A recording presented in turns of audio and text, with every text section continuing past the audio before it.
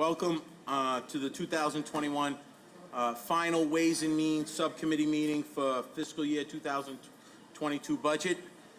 Today is June 28th. Please stand for the Pledge of Allegiance.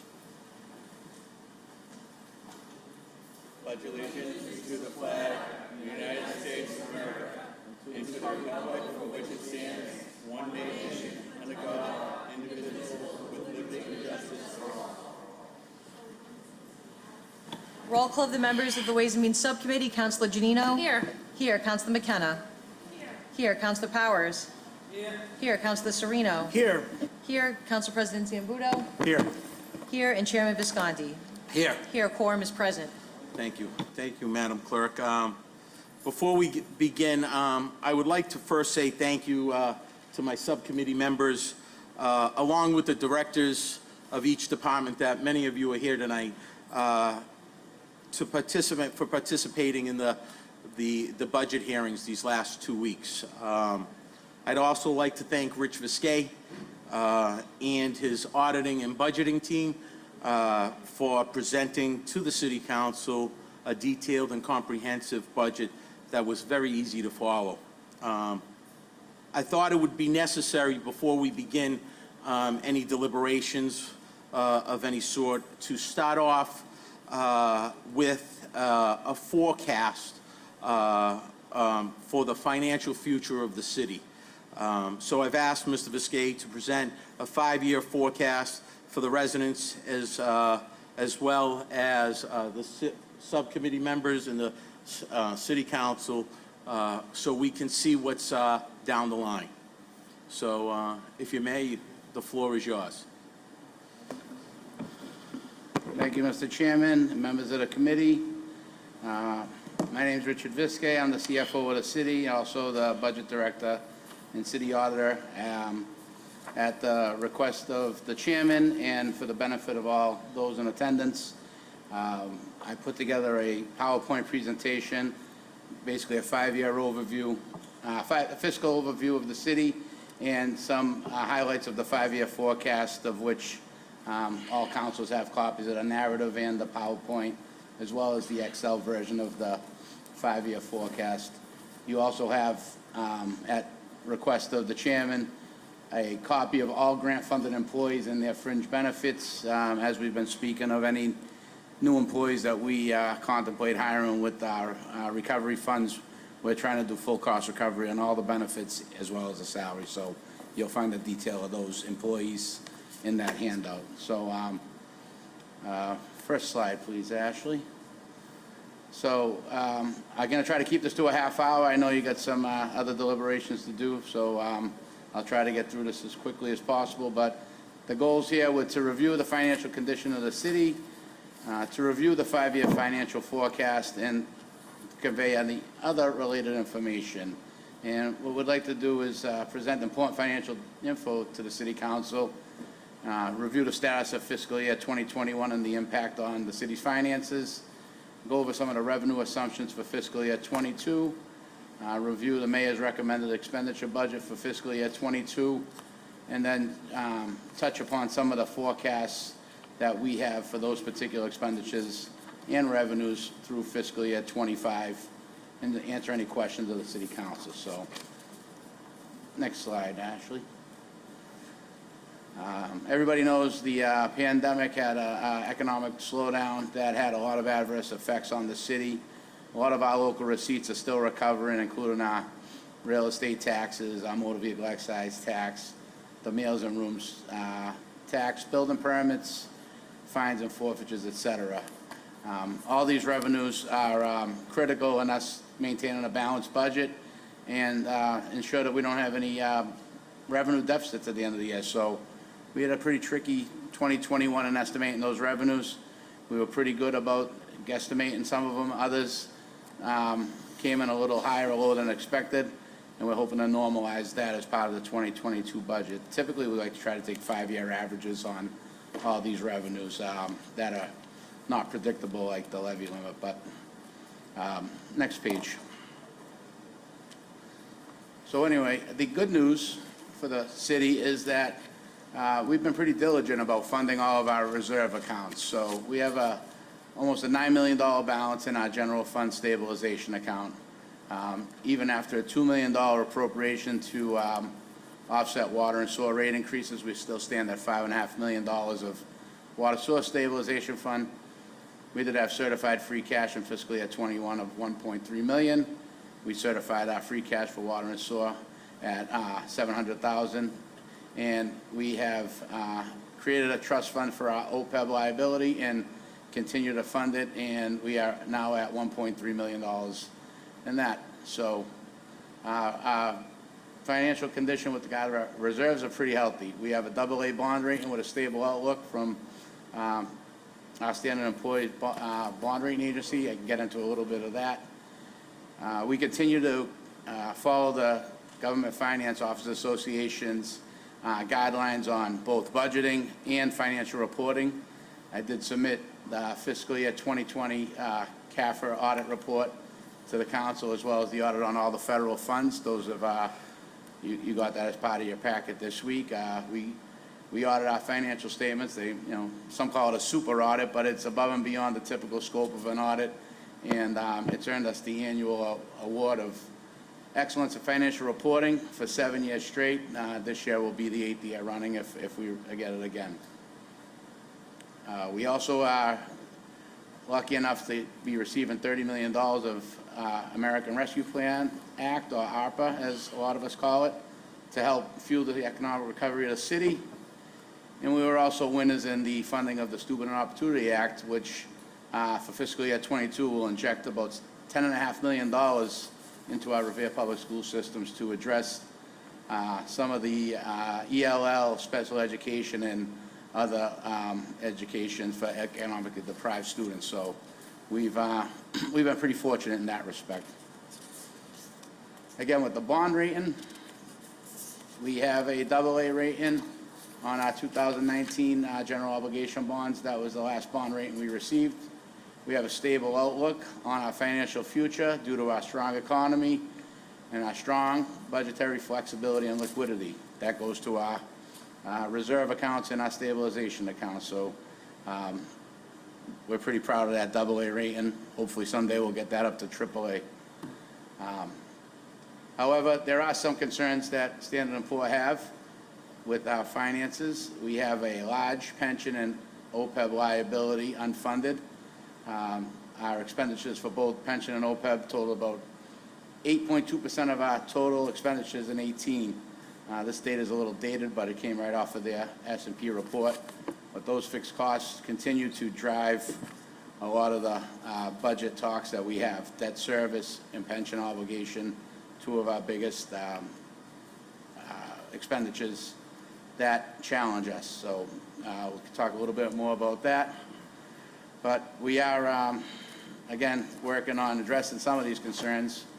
4 years ago, we didn't have a OPEB liability trust fund at all. We've put in $250,000 or plus over the last 4 years, and we continue to fund that OPEB liability, which will decrease our unfunded liability on our audited statements. We also are on schedule to fund our pension obligation by fiscal year 2034, which is 6 years earlier than required by law. We do have an aggressive funding schedule. It increases 5% every year. That number at about $13 million is a large chunk of our budget as well. Next slide. Oh, one more. One more, Ashley. Sorry. Some of the other financial conditions of the city that are challenging are these rising fixed costs. Debt service, pension assessment, health insurance, about $46 million on our budget this year. You have all the details of it. Those costs are primarily fixed. Debt service is for all of the debt that we incur, fixing our streets, fixing our infrastructure, our schools. Pension assessment is just that, the assessment to fund our pension obligation, and health insurance. Health insurance is probably the most manageable of the three, but it requires a lot of work. It requires a lot of cooperation with the collective bargaining agreements, and it may require some Public Employee Commission negotiations with the union heads of all the different unions. Our collective bargaining agreements are set to expire at the end of this fiscal year, a few days away. We are actively engaged with just about every union, or are about to be. And in those collective bargaining agreements, of course, are wage increases and other fringe benefits that we try to negotiate in good faith and keep our city as lean as possible in those departments. Because again, those are the eight-figure numbers in pension that and health insurance that really drive the budget. We are still battling out of the pandemic, trying to assist the residents and the businesses and the students of the schools of dealing with the effects of the pandemic. Our goal, the administration, is to be effective and efficient with the use of our ARPA funds to help all those entities. We also, through our long-range plan and our 5-year forecast, are trying to build capacity in our budget to fund debt service payments that will come along with the new Revere High School, as well as a new Northeast Vocational High School, in which we are 20% of that population and therefore 20% of the debt service of any new school. One final challenge is just making sure that we use our ARPA funds responsibly and effectively. We don't want to create any funding cliffs on jobs that we create. And we want to make sure that the expenditures are impactful to the community and provide long-term benefits. So those are some of the challenges of the city.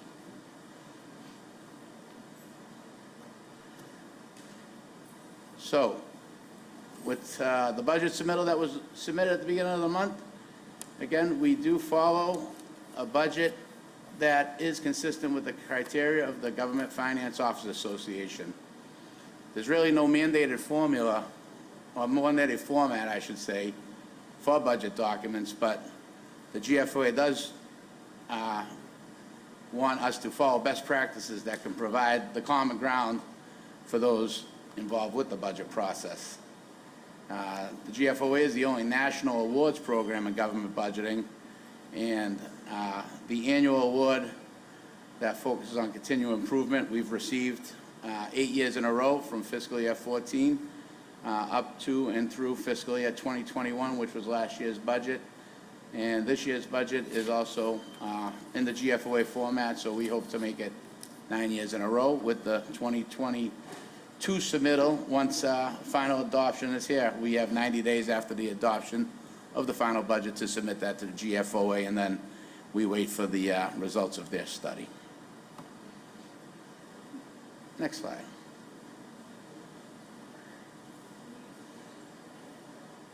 So the GFOA, they stress basically that they want a document that is not just a bunch of spreadsheets and numbers. They want a document that's going to act as a policy document, a financial plan, and an operation and communication device. So we try to make this budget as readable as possible. We try to break it up with charts and graphs and some narratives and some other stuff that make it a little more interesting to the common folk reading it. And we always strive to make improvements to it, and happy to get any feedback from any councils that may have any, or department heads as well.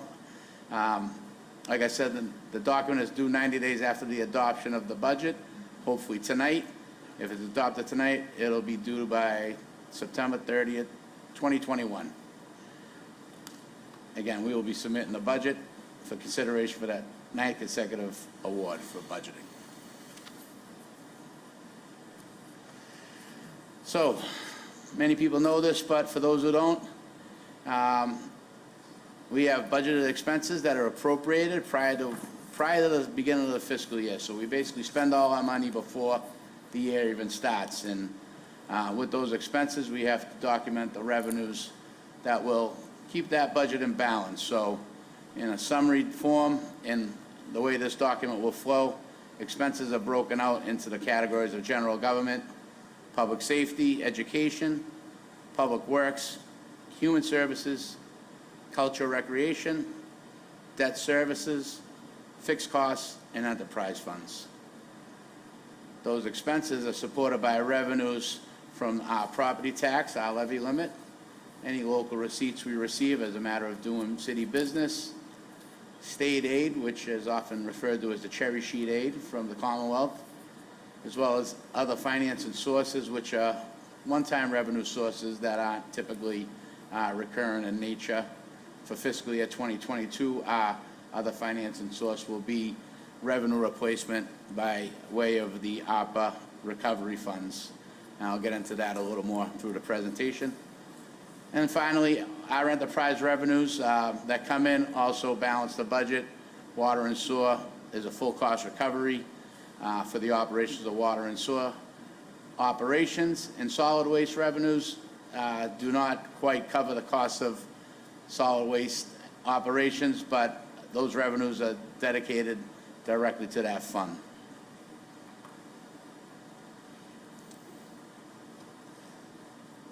Next slide, Ashley. So 5-year forecasting. Why would a community do 5-year forecasting?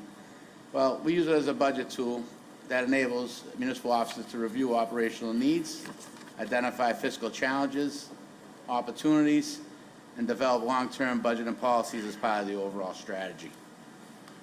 Our process is to project the revenues and expenditures over a multi-year period, review any factors that may affect the long-term forecast, assess the economic conditions of the city and any future operating capital needs, look at the opportunities and threats on a macro level, and we modify this document as conditions change.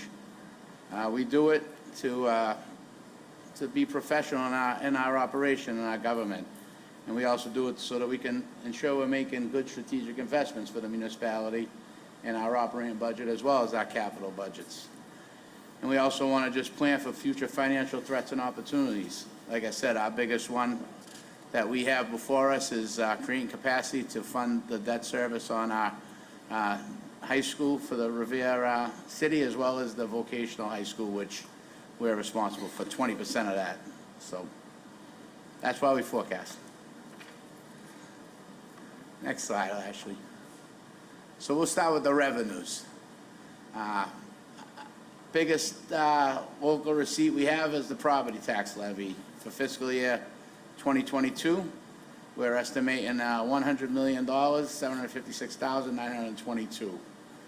That number is derived from taking last year's levy limit, applying 2.5% of growth as allowable by Mass General Law, Proposition 2.5.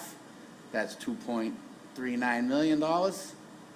And then we have our new growth, which is all of our new construction in the city, whether it be new buildings, new warehouses, a new deck on a house, a pool, anything of that nature. Our assessing department captures all that growth, and anything new gets applied last year's tax rate to the value of the growth and gives us the capacity to use that on our following year's tax levy. We're estimating that at $2.7 million this year.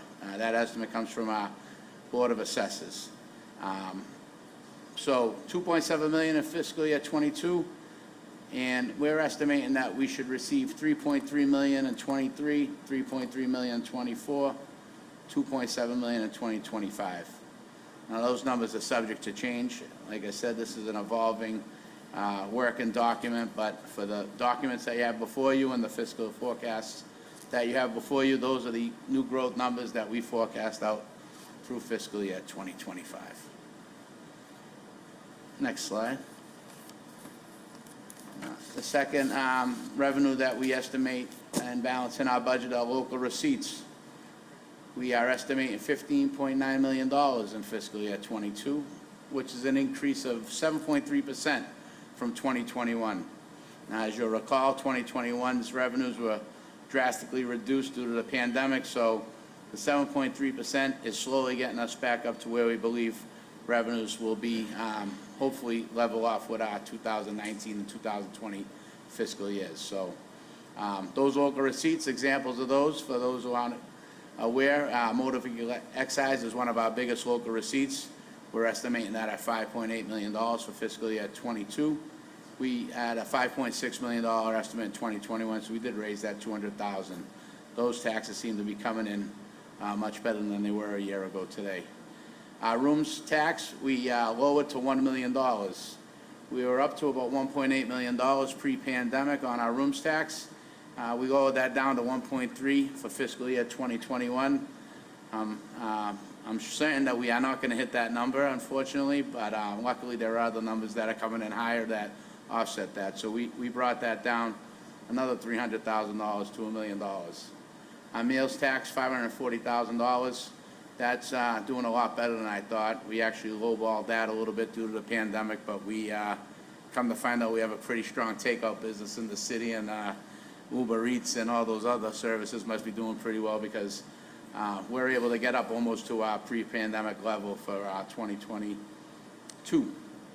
License and permits, $2.75 million. The primary driver of that are the permits that are being pulled to do some of the new development in the city. So I know there's not a lot of people that may not love it, but it generates tax revenue and it generates some license and permits revenue as well. And fines and forfeits are just that. They're the fines we get for parking violations and building violations and such, and we're estimated to receive $1.5 million there. Now, for fiscal year 2022, this will be the first year we use revenue replacement as allowable by the recovery, and that is budgeted. I have it here on local receipts, but I'll talk about a little bit more about it on the other financing sources, but we are estimating a use of $1.15 million to help balance this budget as we claw back and recover from the pandemic. Fiscal year 23 to 25, we're estimating that local receipts go up 2.5% year over year. That's excluding the ARPA funds. So we don't have ARPA funds going up 2.5% every year, but the rest of the local receipts, we are estimated to do that. Next slide. Our second biggest revenue source is our state aid.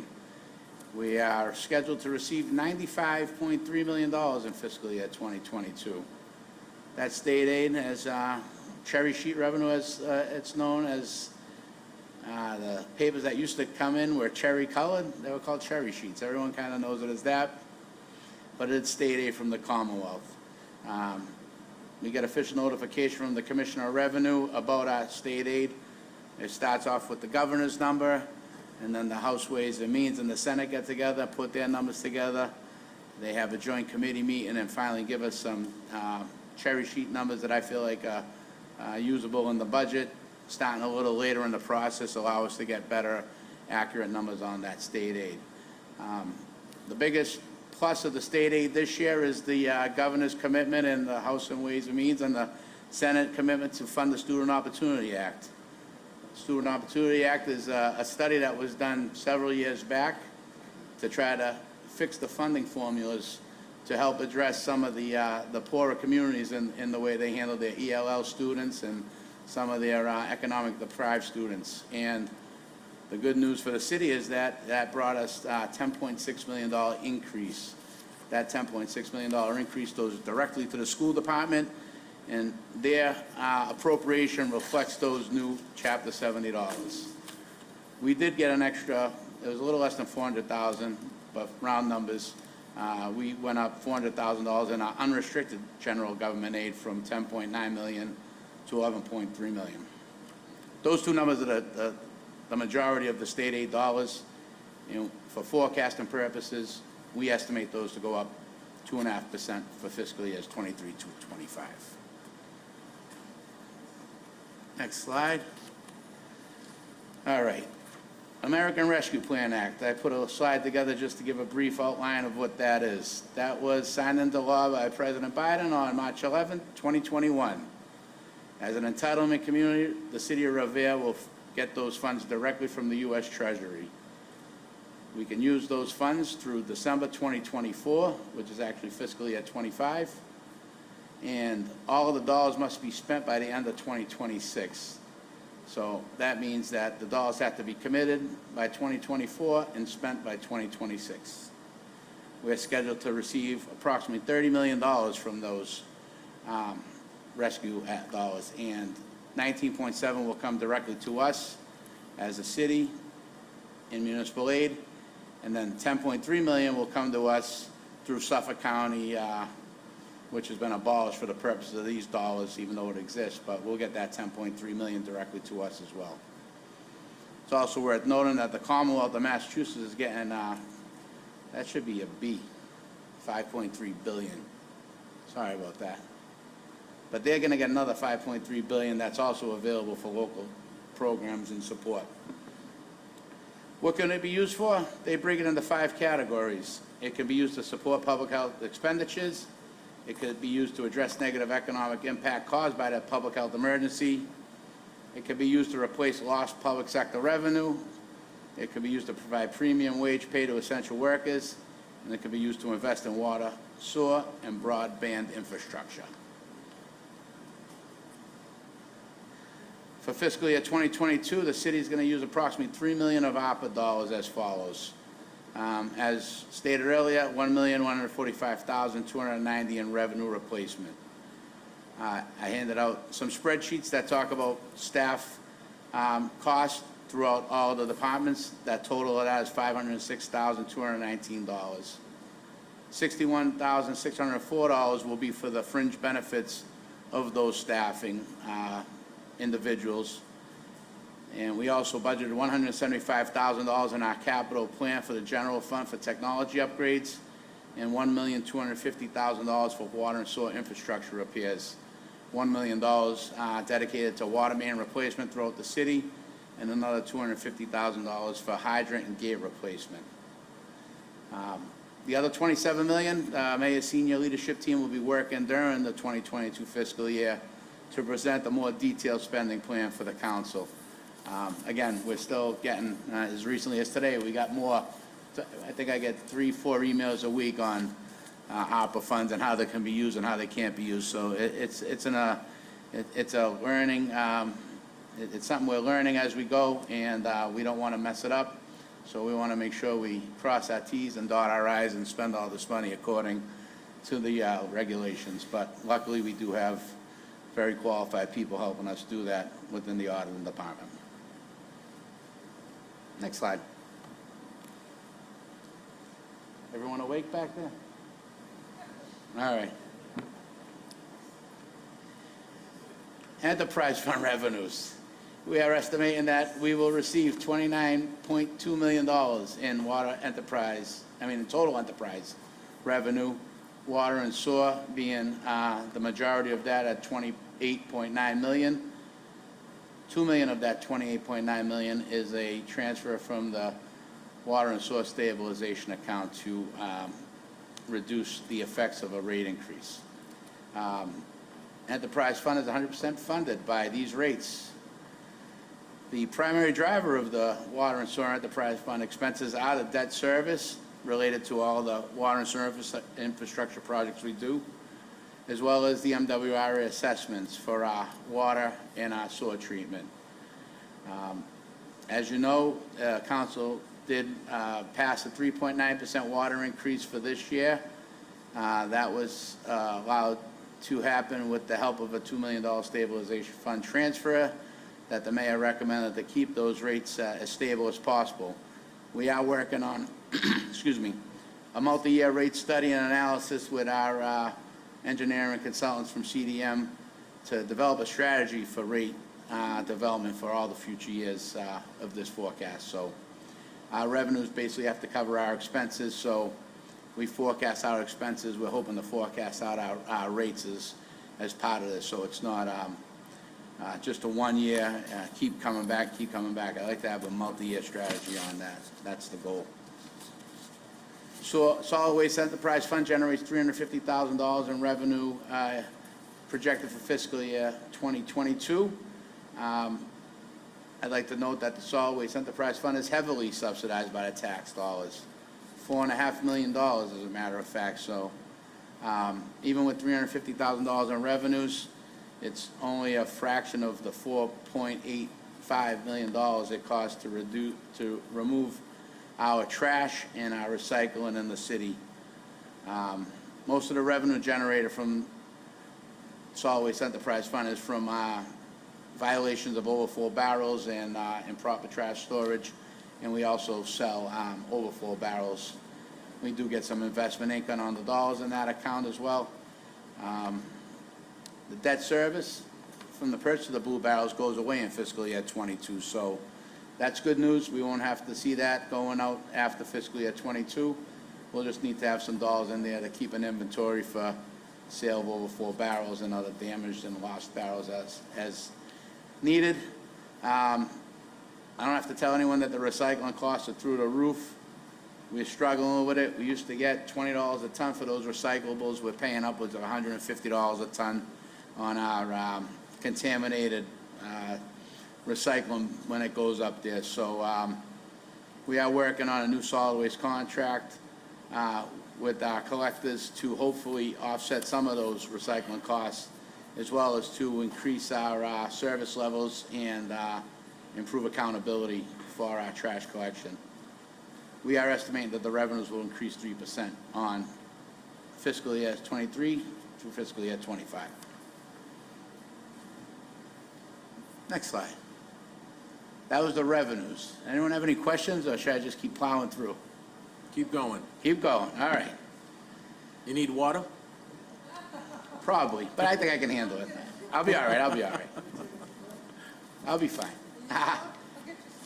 General government, fiscal year '22, total general government expenses, $8.6 million. Those are departments such as the mayor, the council, city clerk, finance, legal, basically your executive and financial divisions of city government.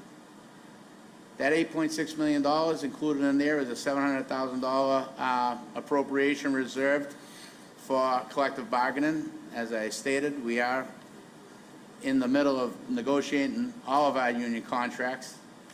Thank you, Counselor. So, while we don't know exactly how that will shake out, we do want to have some money in the mayor's budget for settling those contracts once we come to an agreement. There are positions that are going to be added in general government in the 311, our constituent services, as well as our IT and engineering departments.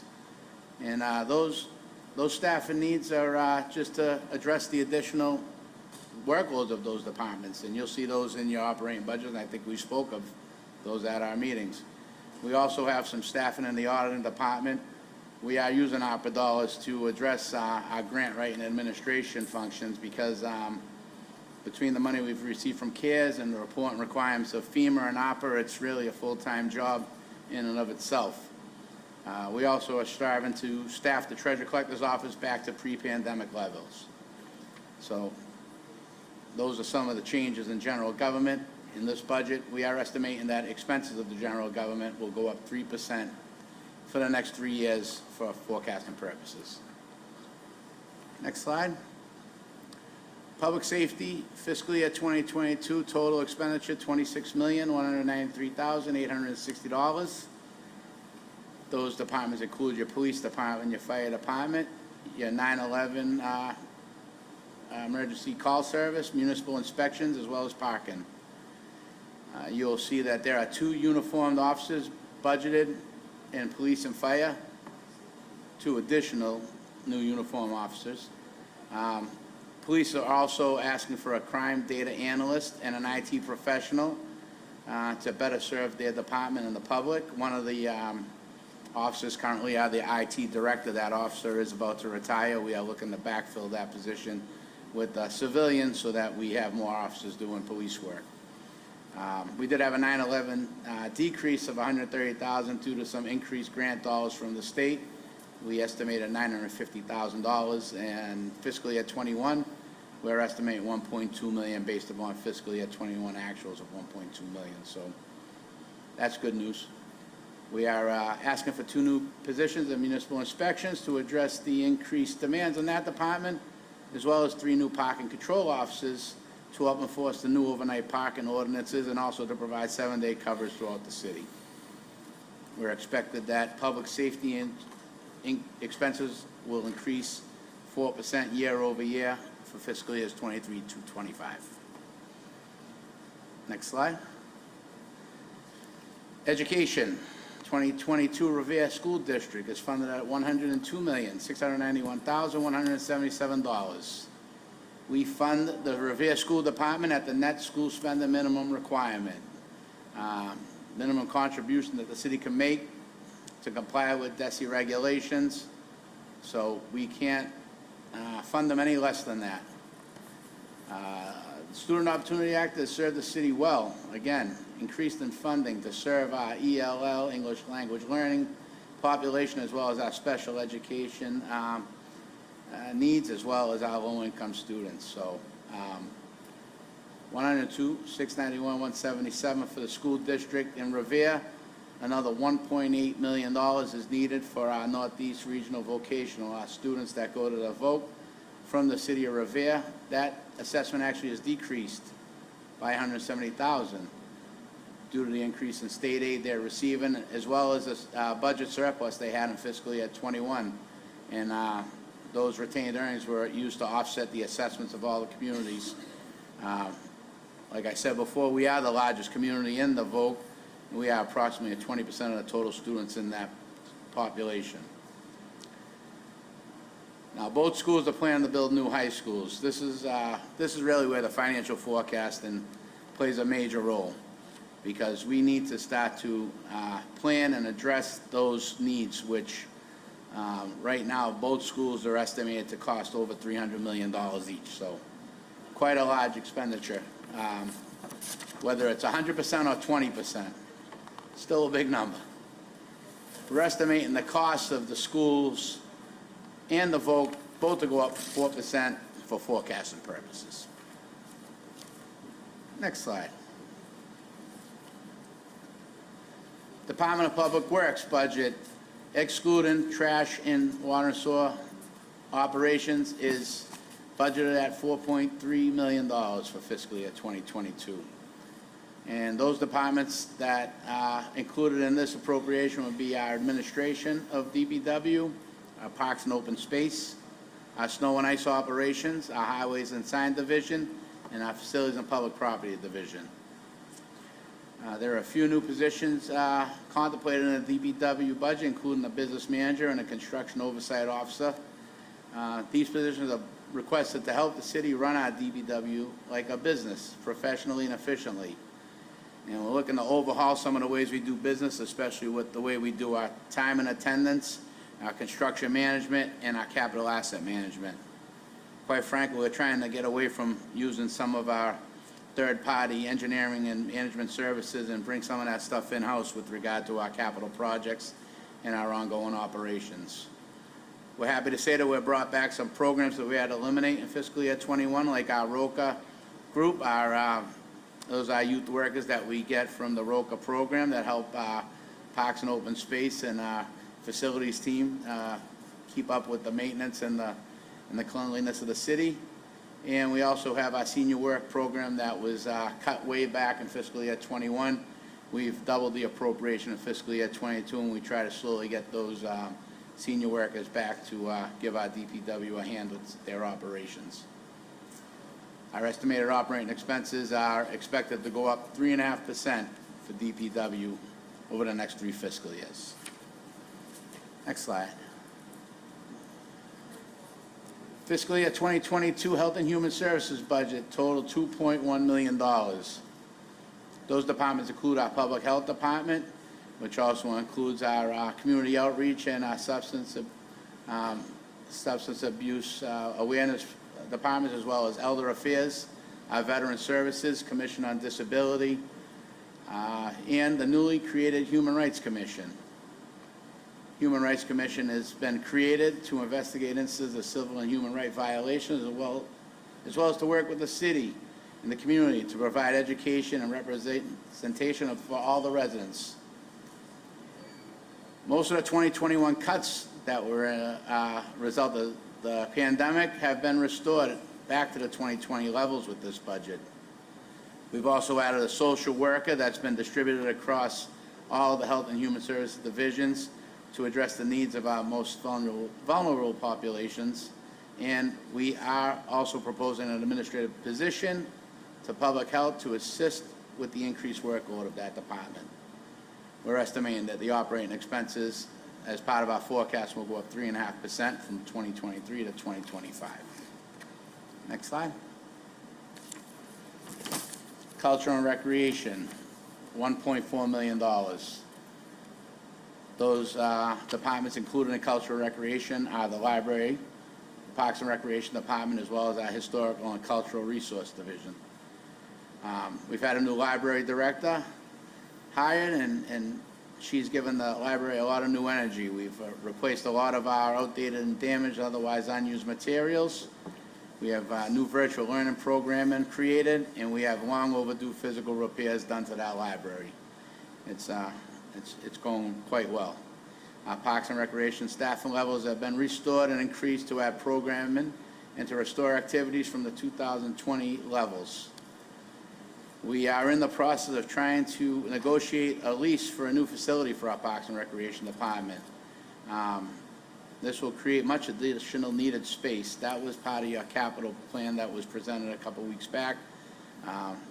Those conversations are active and current, and I'll have more to report on that as we get closer to an agreement. Our estimated operating expenses in Culture and Recreation are expected to increase 3% as part of our forecasting. Next slide, Ashley. Debt service. Fiscal year 2022 debt service, general fund only, $6.24 million. This debt schedule reflects 3 major construction projects debt service that we brought on the books during fiscal year 2021, and that is $22.5 million worth of bond sales for our DPW facility, $9.2 million worth of bonds for our Point of Pines Fire Station, and $8.1 million for the building of the DCR facility on Revere Beach, which was part of a complicated land swap back in much before my time. Anyway, those 3 projects have resulted in an increase in our debt service. You'll notice from last year to this year, talking about $40 million in new debt service and debt payments starting fiscal year 2022.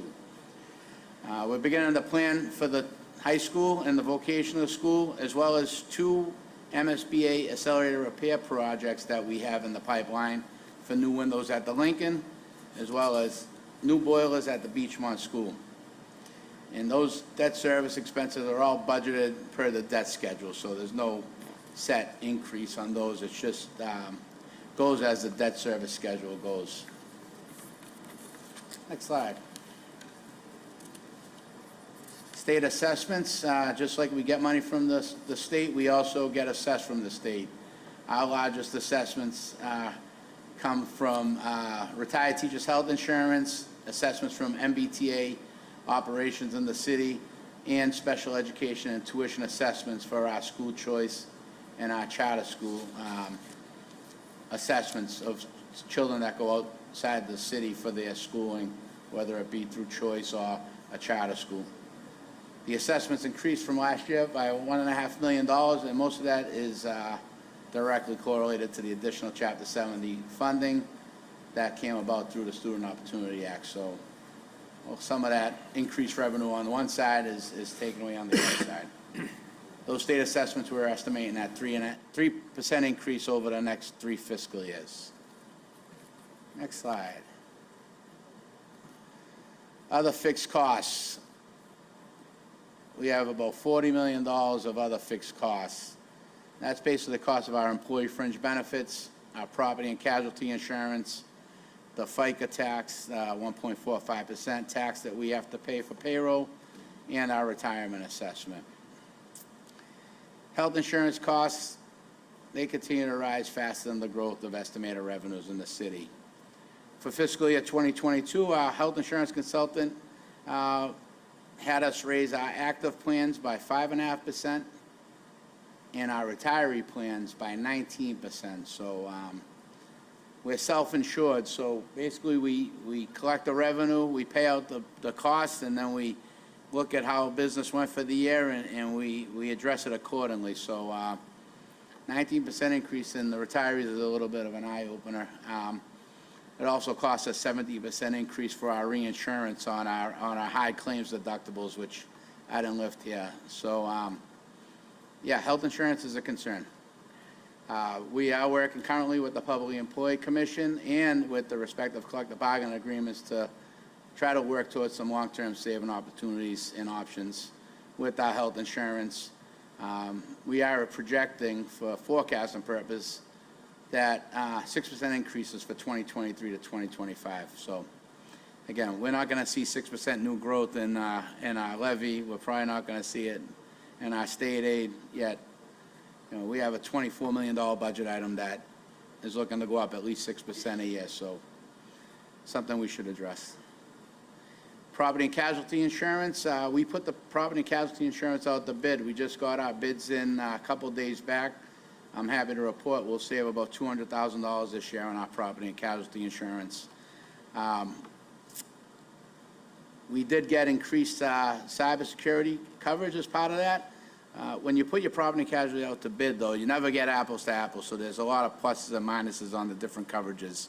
Some of our deductibles have been increased up, and we're going to use some of those savings as put those into our deductibles budget so that if we get hit with any large claims, we'll have the ability. But the increases in the deductibles didn't seem to outweigh the savings of the overall policy, so we are switching our insurance carrier as of July 1 to realize those savings, so I'm happy to report that.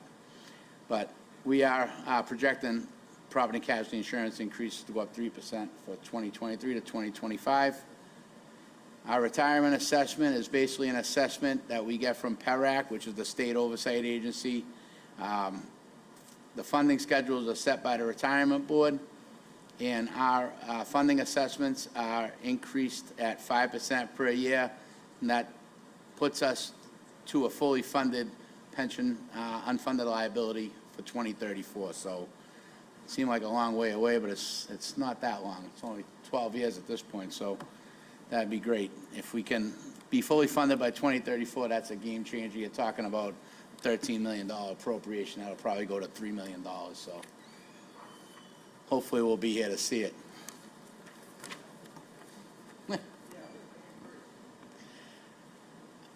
Next slide, Ashley. Water and sewer and solid waste enterprise funds. Water and sewer enterprise fund is budgeted at $26.7 million. It's broken down as $1.7 million for salaries, $1.47 million for expenses. Then your fixed costs basically drive this budget. $4.7 million of principal debt payment, $1.8 million of interest debt payment, $5.78 million for our water assessment, and $11.1 million for our sewer assessment. Our non-debt expenses for water and sewer, we have budgeted to go up 3.5% over the next 3 years. The debt service schedule is basically what drives our forecasting for our water and sewer debt. For our solid waste enterprise, $4.8 million. We have $468,000 in salaries. We have expenses at $4.2 million, which includes all our contracted services for recycle and disposal, trash pickup, leaf pickup, Christmas tree pickup, e-waste, all the different items that we dispose of through our solid waste enterprise fund, as well as capital of $215,000, which is the remaining payments left on our blue barrels throughout the city. So that capital will go away in 2023. However, our operating costs for salaries and expenses will be forecasted to go up 3% for fiscal years 23 through 25. Next slide. Other financing uses. So other financing uses are those uses that are not budgeted but required to be addressed per Mass General Law. We are budgeted $968,000 of overlay. Overlay is the allowance for abatements and exemptions as set by the assessor, and that's used to fund property tax abatements and statutory exemptions. We're estimating that should go up 5% over the next 3 fiscal years. Cherry sheet offset is just one item on the cherry sheets that we get in that they make us earmark for a specific purpose. In this case, it's the library, so we now have to raise that as an offset so that we don't spend that general municipal aid on something other than the library. So 90,000 gets earmarked for the library, and we did end fiscal year, we'll end fiscal year 2021 with a snow and ice deficit of nearly $400,000. That's an allowable deficit that we were able to overspend per Mass General Law. We will raise that as part of our fiscal year 2022 tax rate recap, and therefore it is in this forecast as an expense that needs to be provided for. All right, last slide. Here's where it all adds up. $241,258,124 of revenues, and the exact amount of expenses. That's our forecast. We need to have a balanced budget. That's required by Mass General Law. We cannot deficit spend. So $241 million. This represents the balanced budget for fiscal year 22. Spending plan proposed by Mayor Arrigo is responsible with realistic revenue estimates based upon currently known information. Fiscal year 2022 budget is built to restore many of the cuts that were incurred in fiscal year 21, and adds key personnel and services that will best serve the city and its stakeholders. And on behalf of the mayor and as the CFO of the city, I respectfully recommend that this council pass the budget as submitted, and I'm here to answer any questions with regard to this forecast or presentation or any other budget matters with regard to tonight's request. Thank you very much. Thank you, Mr. Viskey. I appreciate that extensive forecast. While some people might be sleeping, I found it very interesting. You know, we might have heard some snoring back there, but that's okay. They're going to wake up now.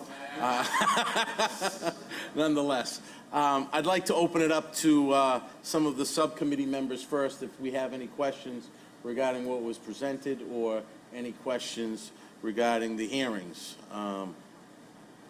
Council Powers. Thank you, Mr. Chairman, and thank you very much for that extensive forecast and budget preparation. I have looked over this budget consistently ever since I received it. And I can tell you that back as Chairman of Ways and Means several years ago,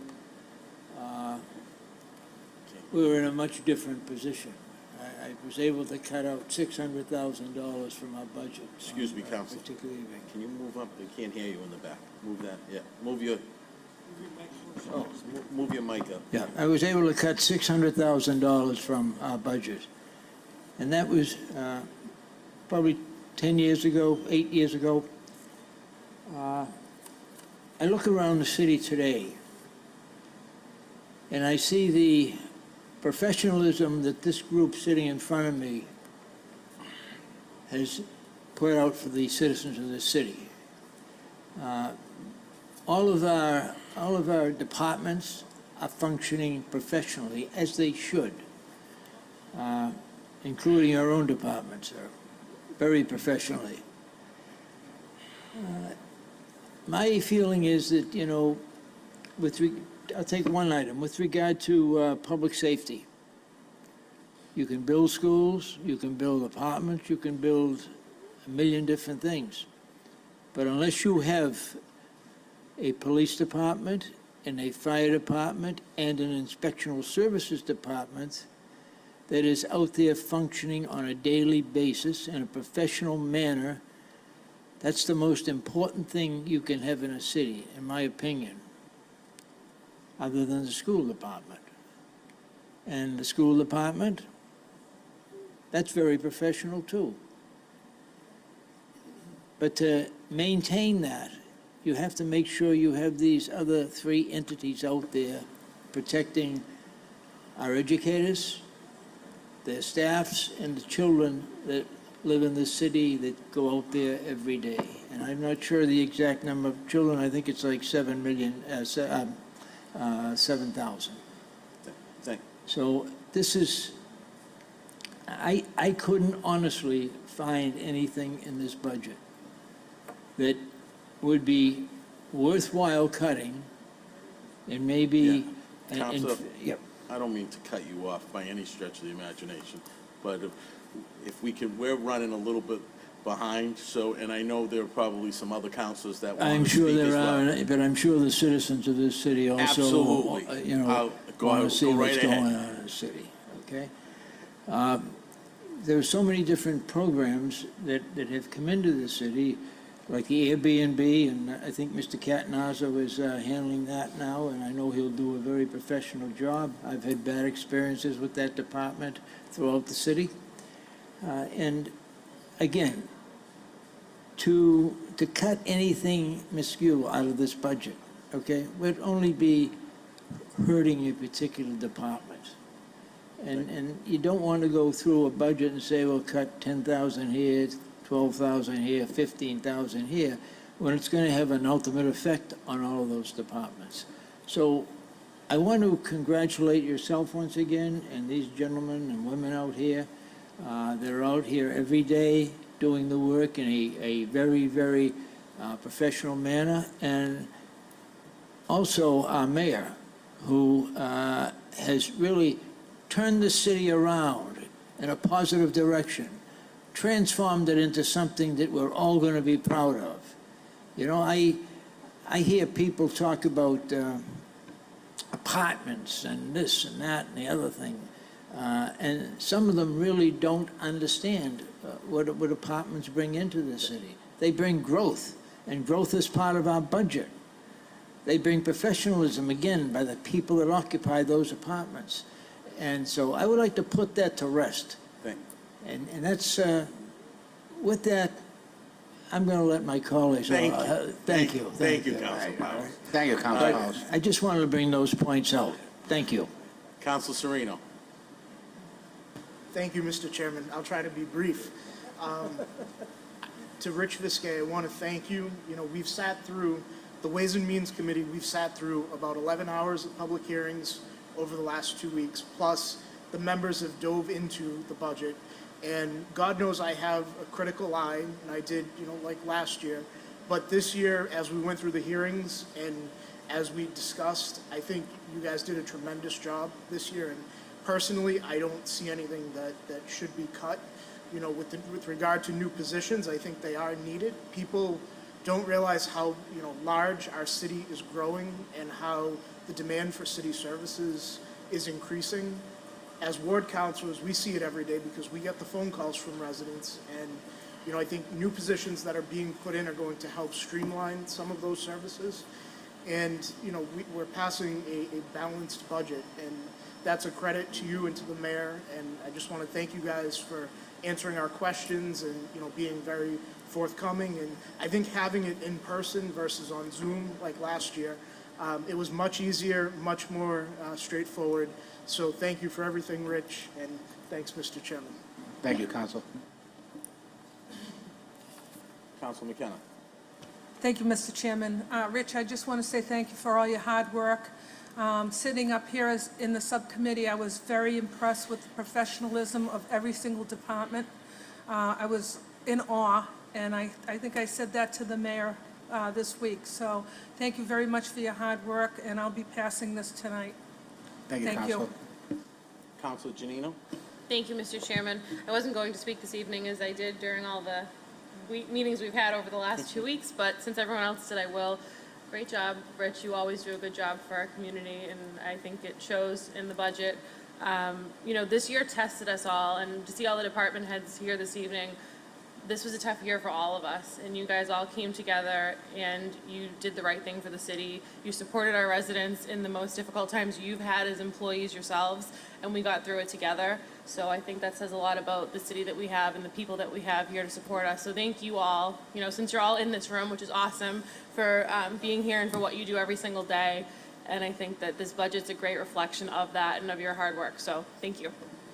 Thank you. Councilor Marabito. Thank you, Mr. Chairman. First, I want to thank you, Mr. Chairman, on your first budget meeting. You did a good job.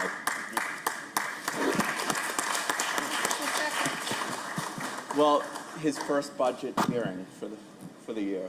So, not his first budget meeting, his first budget hearing. I think everyone knew. I think people want to forget the first one. Yeah. Huh? Not me. Some. So I just want to thank the mayor for doing his due diligence to presenting us with a well-balanced, level-funded budget. I recall when Councilor Janino, Mayor Arrigo, and I got on the council, I remember long nights of picking apart the budget. There was so much room for cuts, and we were here a couple nights until midnight. And I looked at this budget, and it was very, very lean. So thank you for putting together a clear, well-detailed budget. I want to thank all the department heads. Without you, City Hall and this city would not be running smoothly. So you don't get thanked enough. So for each and every one of you, thank you. And thank you, Mayor, for choosing them, I guess. So. Thank you, Council. Council President Zambudo. Thank you, Mr. Chairman. Let me start by thanking the mayor for appointing Rich as the CFO. I've been here a long time, and a lot of people know that. Some like it, some don't. The bottom line is this has been the most professional budget presentation ever, and that's saying something. I've seen a lot of budgets, I've seen a lot of people, and it's a credit to you and your professionalism. And you're always there to answer any question that anybody had. And there's probably going to be some people saying, you can't make any cuts in a $241 million budget. I don't want to tell you what the budget was when I first got up here, but you can extrapolate it, and it's minute. But the other praise I need to throw out is to my chairman of Ways and Means.